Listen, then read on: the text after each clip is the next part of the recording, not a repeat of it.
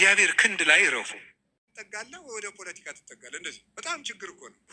ቁጥር አይተህ ከውሸት ጋር አትጨመር። እውነት በቁጥር አይለካም። ብቻህንም ቢሆን ከእውነት ጋር ቁም።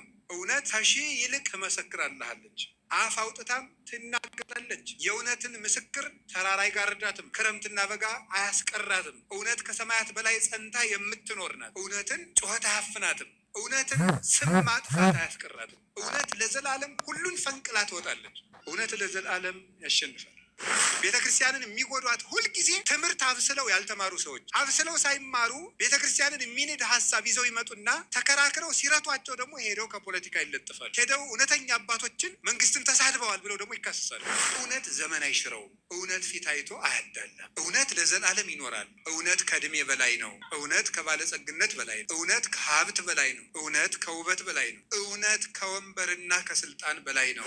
እውነት ተባባሪ አትፈልግም። ለእውነት ሰራዊት የላትም። እውነት ቦታ አትመርጥም፣ በጊዜ አትገደብም። እውነት በልብ ከተማ የምትኖር ናት። እውነትን ጭብጫቧ አይሾማትም፣ ጭብጫቧ አያወርዳትም። እውነት በአይምሮ ከተማ ነግሳ ትኖራለች። የእውነት መንበሯ ንጹህ ልብ ነው። እውነት ብቻዋን ቁማ ከዓለም በላይ ትከበራለች። ህጋዊ ከሆነ ባለትዳር ያልተወለደ ሰው ቄስ መሆን አይችልም። ስርዓተ ቤተክርስቲያን ይከለክላል። አሁን የቄሶችን እናት አባት ደግሞ ምርመራ እንዳትገቡ። የኢትዮጵያ ምዕመናን እኮ የሰው ኃጢአት ለማጽናት አርኪኦሎጂስቶች እኮ ናቸው እናንተ ጀግኖች። ስራ የፈታ አይምሮ የተንኮል ፋብሪካ ነው። ተንኮልን የሚያመነጩት ስራ ፈቶች ናቸው። ክፋትን፣ ቂምን፣ ሰው ከሰው ማጣላትን የሚያመጣው ስራ ፈቶ ቁጭ ማለት ነው። ኃጢአተኛ በእግዚአብሔር ምሕረት አለው። ተንኮለኛነት ግን ከእግዚአብሔር ምሕረት ያሳጣል።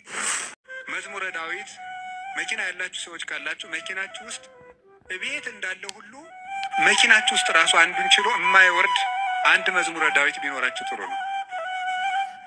የሆነ ወረፋ እኳ እስከምትጠብቁ የነዳጅ ወረፋም ሊሆን ይችላል፣ አላውቅም።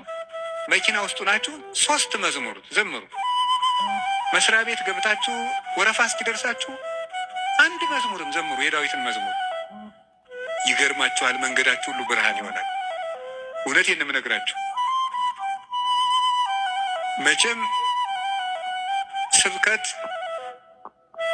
ድራማ አይደለም።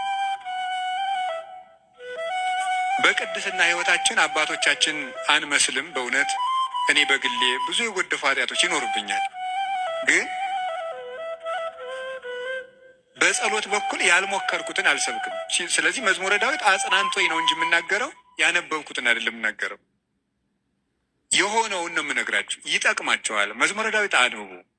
ሰው ላይ አትጠጉ፣ በሰውም አትሸበሩ። ያንን ደግሞ የሚሆነው መዝሙረ ዳዊት ስታነቡ ነው። ዘምሩ። የዳዊት ሲጨንቃችሁም መዝሙረ ዳዊት አንቡ፣ ደስ ሲላችሁም አንብቡ። እግዚአብሔር ደስ ሲለን እሱን ማስታወሳችንን ይፈትነናል። ሲከፋን አኩርፈን አለመውጣታችንን ይፈትነናል። ስለዚህ ሲከፋን የምንዘምር እሱ ግር እንገኝ። ምንድነው? ሴት በሚያስጨንቅ ስቃይ ትወልዳለች፣ ወልዳ ስትጨርስ ከባሏ እግር ትገኛለች ይላል። ኦሪት ዘፍጥረት ያለው አይደለም? በምጥ ወልደሽ በስቃይ ወልደሽ ፈቃድሽ ወደ ባልሽ ይሁን ያለ። በስቃይ ትወልዳለች፣ ወልዳ ስትጨርቅ ከባሏ ጋር ትውላለች።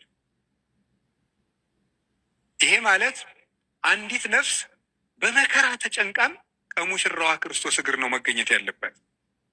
ትርጉሙ ይሄ ነው፣ መንፈሳዊ ትርጉሙ። የቅዱስ ዳዊት መዝሙር ደግሜ